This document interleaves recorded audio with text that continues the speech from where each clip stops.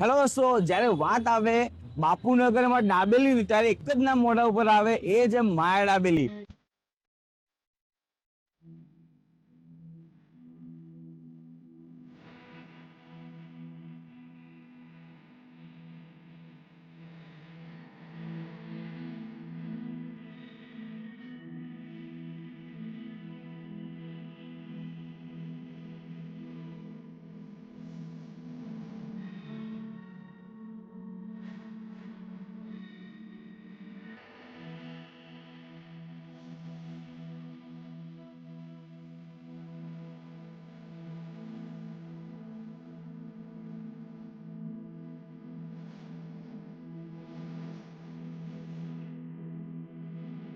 એક number test હોય માયા દાબેલી.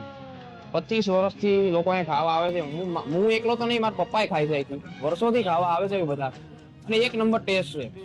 દાબેલી અને સેન્ડવિચ વર્ષોથી બનાવે છે. બાપુનગર વિસ્તારમાં લગભગ પહેલી દુકાન અહીંયા સેન્ડવિચ અને દાબેલી માટે પહેલી દુકાન આ જ ચાલુ થઈ હતી. માર્કેટમાં આવી જાય. આજે આપણે મળીશું માયા દાબેલીના ઓનર સાથે. 1986 થી આ માયા દાબેલી ચાલે છે. જો તમે હજુ સુધી નથી ખાધું તો તમે બહુ જ મોટી મિસ્ટેક કરી રહ્યા છો. તો દોસ્તો, આજે આપણે મળવાના છીએ કાર્તિકભાઈ સાથે. કાર્તિકભાઈ સાથે આજે માયા દાબેલીમાં વાત કરવાની. કાર્તિકભાઈ, અત્યારે જે દાબેલીની જે લેગેસી છે આટલા વર્ષોથી જે ચાલી રહ્યો છે ને, હું જોઉં છું, મેં ઘણા વર્ષોથી હું પણ ટેસ્ટ કરું છું અને મારા ફેમિલીવાળા પણ માયા દાબેલીના બહુ ચાહક છે.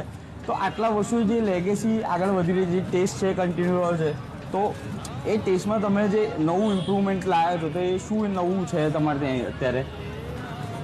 દાબેલી, વડાપાઉં, સેન્ડવિચ ને પીઝા અમે 4 આઈટમ રાખી. અને વર્ષોથી તમે અને તમારા ફાધર કરી રહ્યા છો, રાઈટ?